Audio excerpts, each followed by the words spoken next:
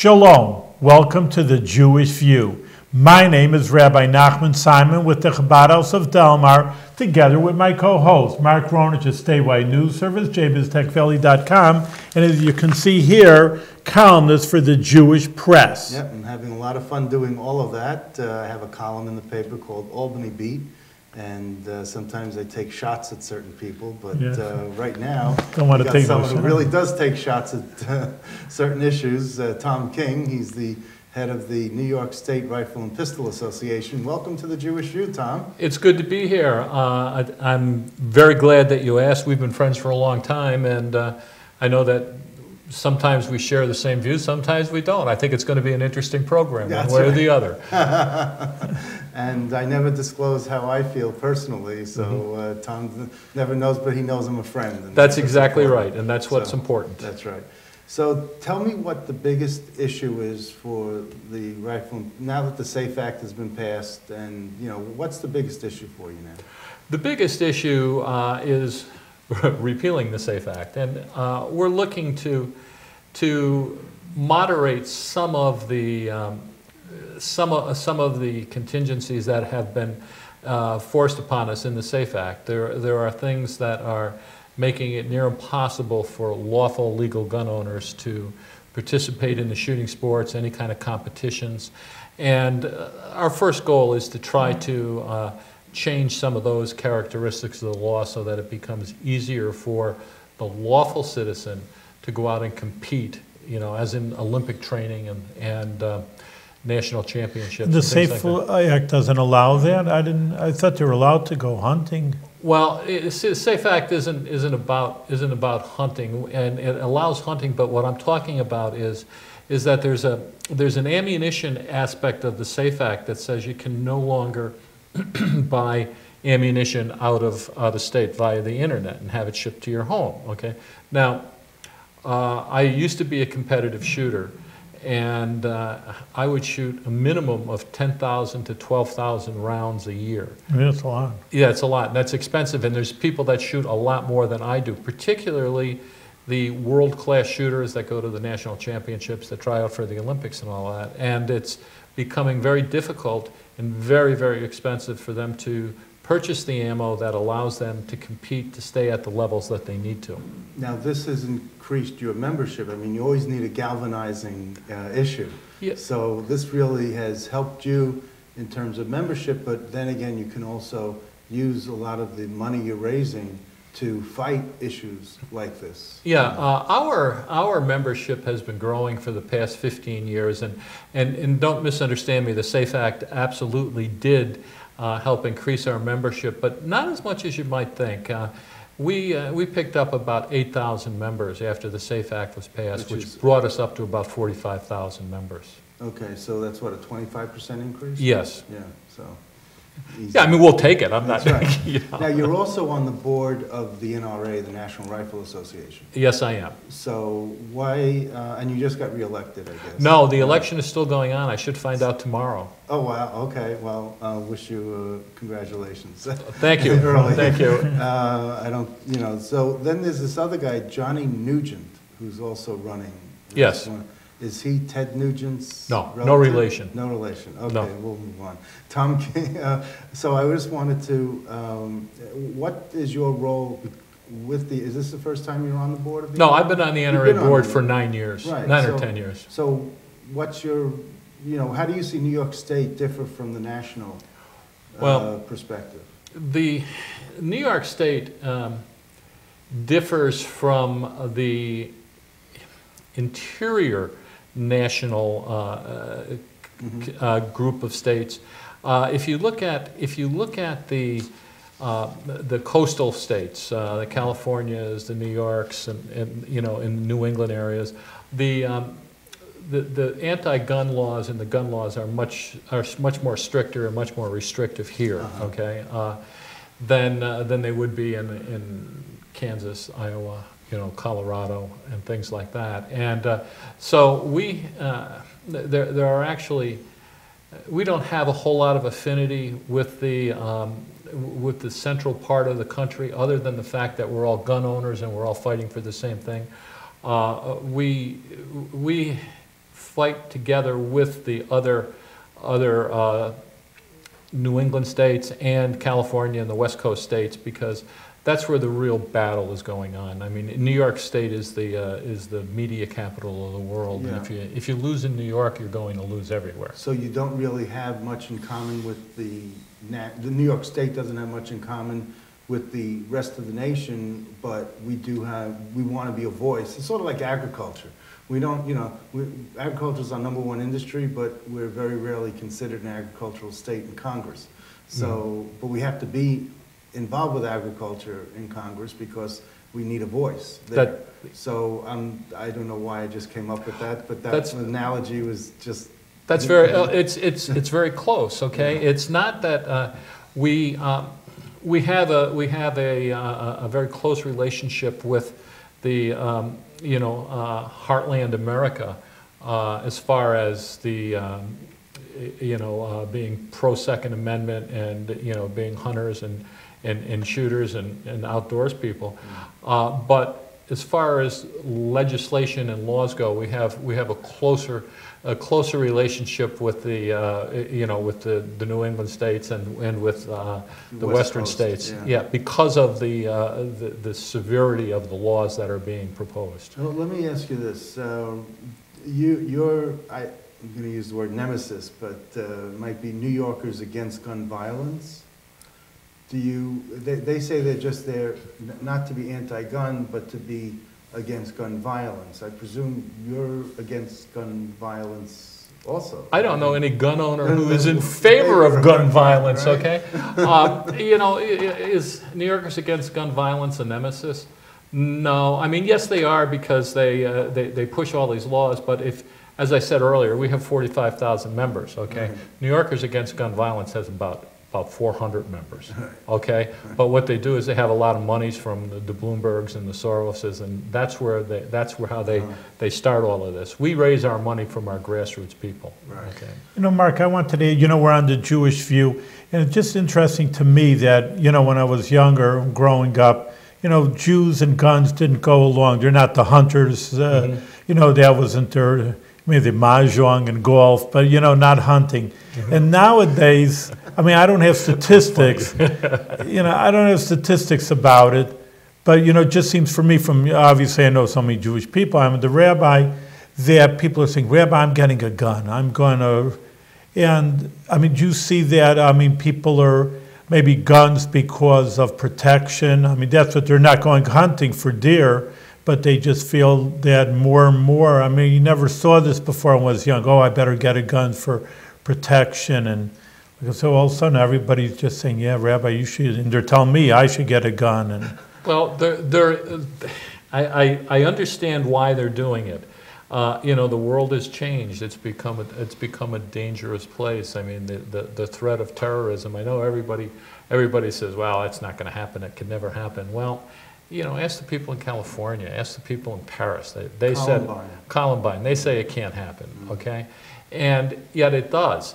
And so people understand that, and I think that they're understanding also that while the police do a very, very creditable job, and I don't know what society would be like without a good police department, that response times are just, terribly slow if you live outside of a city, and sometimes even in the city.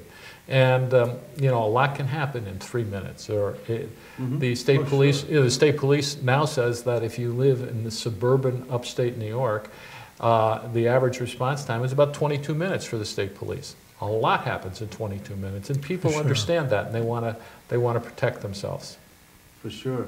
Now, one of the big issues, I guess, for the New Yorkers Against Gun Violence is a safe storage bill. Mm-hmm. Are you against safe storage bill?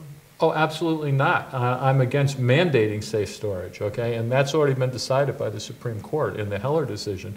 The Heller decision said you cannot mandate any type of storage that will bar a owner from getting his gun in a time of an emergency. That's decided already. Yeah. Okay? So why they are proposing something that has already been declared unconstitutional, I'm not really sure. However, the NRA teaches, the New York State Rifle and Pistol Association teaches, and any gun club that I know teaches one thing, and that is you must secure your firearm if it's not on your person, okay? I have 2 safes in my house, okay? One for the bullets, one for the guns? No. That's no. One for the guns upstairs, one for the guns downstairs, okay? And there's, you know, most people do this. What we have to do is if someone has a firearm and they carelessly store it and it's used against somebody, Right. you don't blame the firearm. You don't blame a kid if he picks up the gun. Blame the owner of the firearm, Right. okay? And those are the people that should be prosecuted, okay? There was a case of... In Saratoga County, this Nampkin. Oh yeah, but even before that, there was a case of a DEC officer who was walking along the railroad tracks, and he lost his firearm, okay?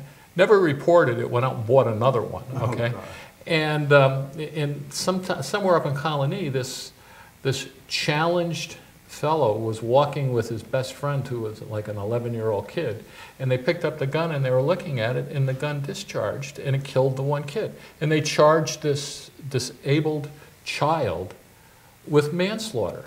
It's not his fault, you know. It goes back to the DEC office. Yeah, that's the way it should be. Because he didn't report it. He didn't report it, and they didn't go out and look for it. You know, they would have had all of their recruits out there, you know, looking for it. So it's not the fact that he lost it; it's the fact that he didn't report it. Didn't That's report the it. problem. Yeah, and in your home, you know, I have raised 2 kids, and I have 4 grandkids. And they all know that I own firearms. And well, you know my family, Yeah. you know, and they have never touched it. They knew there were consequences if they touched any of the firearms. They were all locked up, Right, okay, so, but they got in. They got in them, and they knew there were going to be consequences, okay? And we just don't do that today. So, what would you like to see instead of a safe storage bill, or how should it be amended in some way? Is there some way you can get together with the people who are proposing this? You know, we have tried to talk with, you know, with these people over the years, and there really is no compromise with them, because you have to remember one thing. Is they're picking out if they're picking out a spot and they're saying we want to restrict this right from here to here, and I'm saying, well, we're trying to protect it, okay? And so if I compromise, I'm giving up something. Yeah. If they compromise, they're still winning, because they've just picked out an arbitrary point where they've started from. They're not giving up anything. They're winning, okay? And what I think should happen is I think the education should be more of an issue. I think that we should teach kids in school, don't play with guns, okay? The NRA has a program called Eddie Eagle, okay? The New York State Assembly passed it, and the New York State Senate passed it I think it was about 10, 12 years ago, while George Pataki was governor, and he vetoed it. Okay, and all of this program said was, if you find a gun, don't touch it, leave the room, and tell an adult. But that was too controversial for George. He thought, because it was an NRA program, and there was nothing that even alluded to the fact that it was an NRA program. Yeah. Okay, but that's what you have to do. You have to teach the kids to stay away. You know, they see, and I don't blame television, I don't blame games for anything. I think we have a loss of family values, but that's another issue. Story for another day. You know, but the kids see the firearms being used, you know, Right. and they think, wow, that looks kind of cool, you know, and we have to do something to stop that. We have to turn that around. So let me ask you about this Nampkin case from Saratoga County. What should happen there? Because it looks like that's what started a lot of the uproar. I'm not, you know, I've followed it a little bit. I'm not sure exactly where it is right now. Did they charge the child with anything? Yeah, I believe. Say the story, I mean... I don't want to say it wrong. And, Well, but I just. I mean, just, I don't know. It was two kids playing. Yeah. And one kid picked up a gun that was owned by the family. By the father. By the father, and then the gun discharged, and it killed an 11-year-old. 11-year-old or somebody with the same Yeah, age. right. And supposedly, from what I read, and I don't really know the facts to it because it's a still ongoing case, is that what I heard that is that it was stored in a dresser drawer, okay, loaded. I mean, you don't do that. Just, you don't do that. Don't do that, right. Mhm. So, Particularly when you have kids around the house. right, so that's why, you would normally say the parents are to blame. Oh, I think that the parents are to blame, particularly if you're talking about an 11 or 12-year-old. Yeah. They may be the smartest kids in their class, but 11 and 12-year-olds just aren't too bright, Well, as far as common sense goes. Yeah, And they're very mischievous. And Absolutely. They want to get into everything and look and see. And, Sure. What would be the motivation? Because again, like I alluded to, there's hunting, there's sport, like you started to show off, and there's protection. So I was just thinking that, like you say, your gun's in the safe. Well, if a robber comes, you're going to sit there, 10 here, 30 here. Like you say, you don't have 10, he's not going to wait for you to open up I go the like safe. this. Mm-hmm. It's a biometric safe. Really? Yeah. It takes you how many seconds to... Is it the Really? One or two. When you Really? say biometric, it's the Yeah. fingerprints? Yeah. And you can just And open it that's up in a relatively second. new. Yeah, and it just opens up. And what happens is that you can also use pressure. You can program. The fingerprinting itself doesn't work too well. Okay, because if your fingers are greasy, that doesn't read. But what you can do is you can also program in a pattern. Right. So that you go ding, ding, ding, ding. Okay, and then it opens up. Okay. So it could be for protect. That's what I was thinking. You say Yeah. a safe. I don't know how you're going to protect yourself, Yeah. but that's Well, that's really what it's the made answer. for. Yeah, I could understand that. So just to have, I was just thinking, well, a person wanted maybe to this father, hey, I need protection. I need a gun right in my drawer. A robber comes and I want to pull it out. But you're right. There's other ways to. There's other ways to secure it. And you So can still be protected from a Yes. robber real fast. All right, good. That's important. So there was this, so the safe storage bill didn't get past the codes committee, which is chaired by Senator Nozzolio, Mm-hmm. right? Yes. Is that correct? So Yes. Nozzolio's probably one of your favorite people now? Or? No, always has been? no. Mike has always been a friend. Okay, I'm from Rochester. Okay, originally. Yeah, Okay, and that's he's where Mike is just from. to the east. Yeah. So His district. his yeah, actually, single- he had Webster, Right. New York, and I grew up in Fairport, which is the next town over from Right, Webster. so it's Monroe County. right? Monroe County, yes. And so he just, they took the vote and, in the committee, which was positive, I guess, and Mhm. it went down on party line vote. Yeah, isn't that the way it also happens in the assembly, though? In the goes codes up. committee? Yeah, Yeah, it goes yeah. up, yeah. So I just wanted to make sure that our viewers knew what happened with the bill. Mhm. It doesn't look like it's going anywhere. No, you never know. Yeah. You never You know. never know. When The the last- big ugly comes at the end of the year, you just never know what's going to come out. What about the campus policies for gun violence? We see more and more guns on college campuses.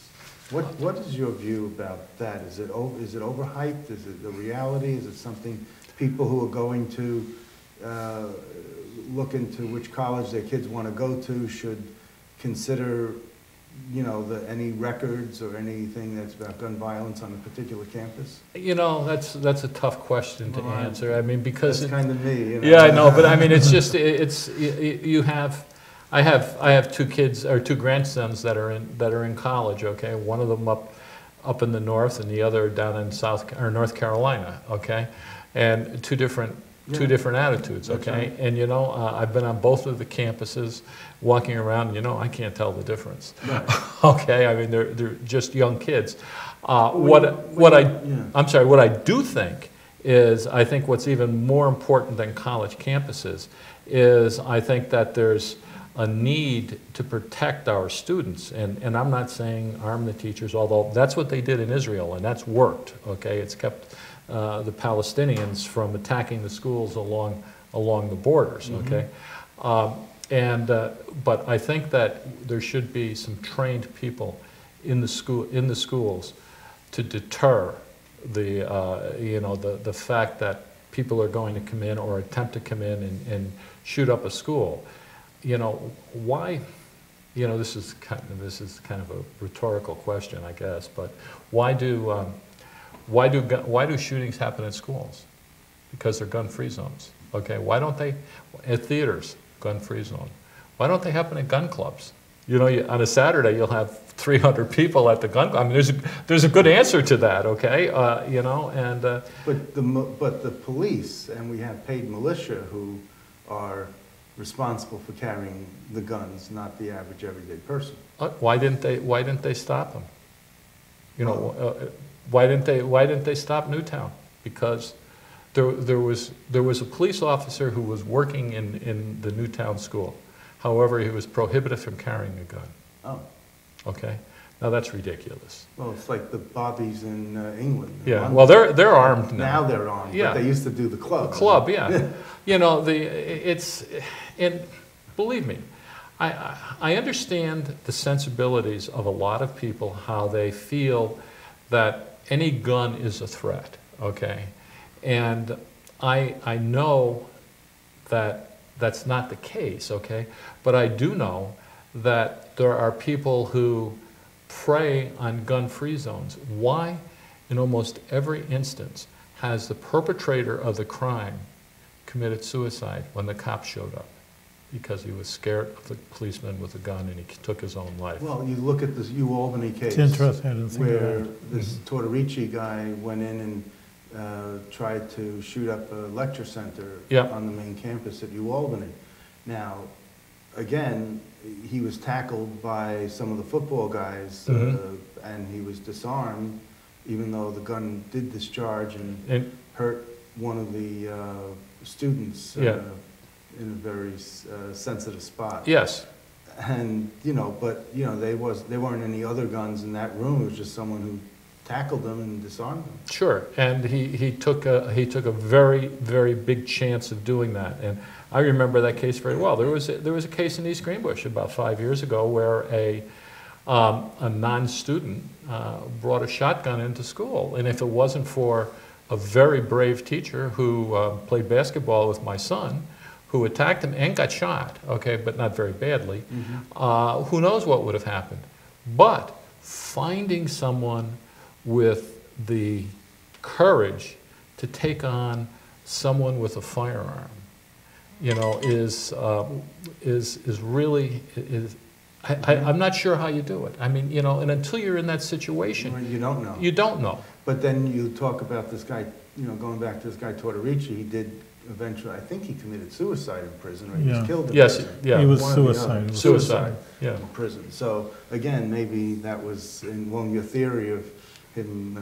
I think the biggest problem that we have is mental health. Oh, all right. Talk about that a little bit. I'm not really qualified to really talk about it. Well, like you would amongst your friends at the gun club. I think that if you look at almost all of the shootings that have happened in schools, all of the kids were being treated with psychotropic drugs, okay, Ritalin and all that. And Ritalin, if you look at the PDR, the physician's desk reference, you'll see that some of the side effects are violence, feelings of grandeur, and there's actually a legal defense called the Ritalin defense that a couple of people have gotten off of murder charges because they were on Ritalin. Okay, now, and it also says Ritalin is especially dangerous to young children. Okay, under, I don't remember what the age is, but it's like 15 or 16. Okay, and so we know that, but yet we're giving them this drug that may produce violence, may produce suicides, and we're not watching over them. The Newtown case, the fellow was being treated for some severe mental problems, and yet he got a gun from his mother, and look what he did. Let's place the blame where the blame belongs on sorry about That's that. all right. Where the blame belongs on the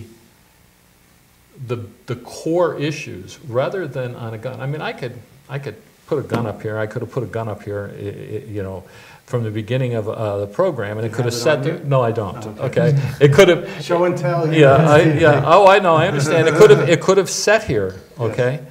And it wouldn't have done anything. Okay. Right. Until somebody decides that it's going to do that. Right. It's a people issue. You know, if you look at the all of the most of the gun killings, okay, are all from a certain demographic, okay, ages from about 15 to about 21.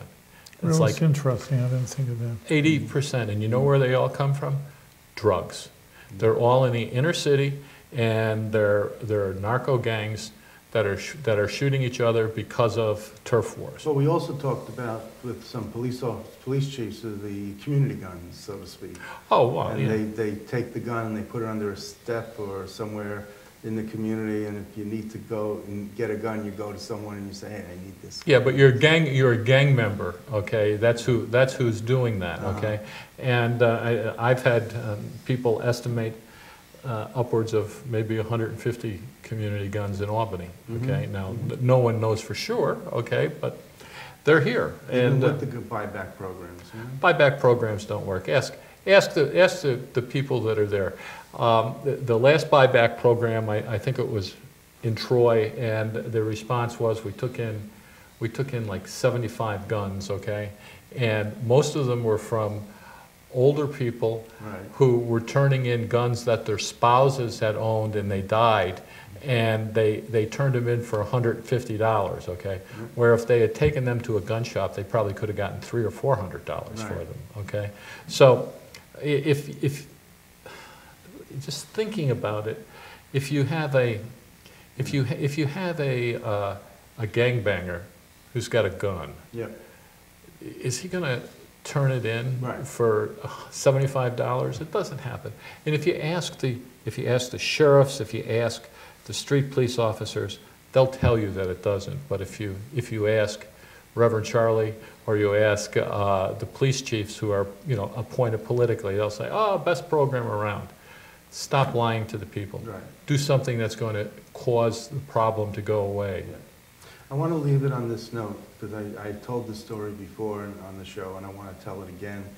A friend of my parents lived in Orange County around Warwick, and they owned like half a mountain, one of those small mountains. But still half a mountain. Half a mountain.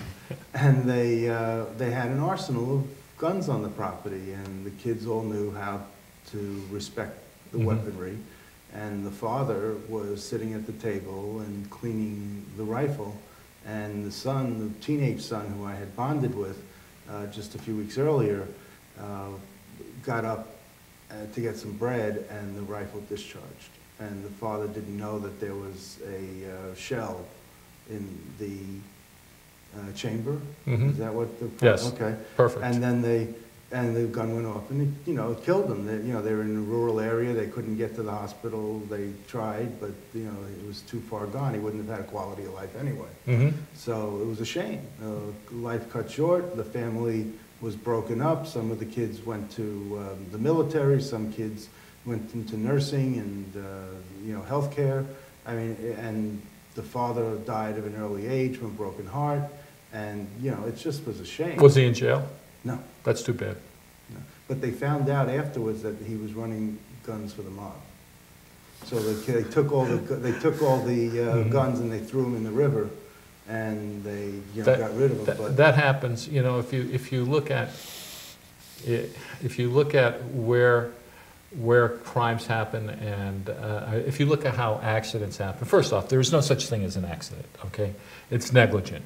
Plain and simple. If a gun goes off when it's not intended to, as long as there's nothing wrong with the gun, okay, it's negligence on the part of the owner or the part of the person who's handling it. Plain and simple. There are no accidents, okay? Particularly, there shouldn't be with something as that can be as life-threatening as a firearm. Okay. All right, excellent. Tom, that was very enlightening for the people, and it's interesting for our viewers to see the other It's side. sobering. You see It's always sobering. It really is sobering to hear you talk about this the way you did. And I appreciate this. This is very All good. right. Appreciate And it. hopefully we're more educated about the gun issue, which is a current event, a major issue Yes, today. it is. I'll tell you, it's been a pleasure. And the questions, and I'm not pandering, okay? The questions were very good. They were intelligent questions. And they were questions that I think that a lot of people have that they just don't ask. Right.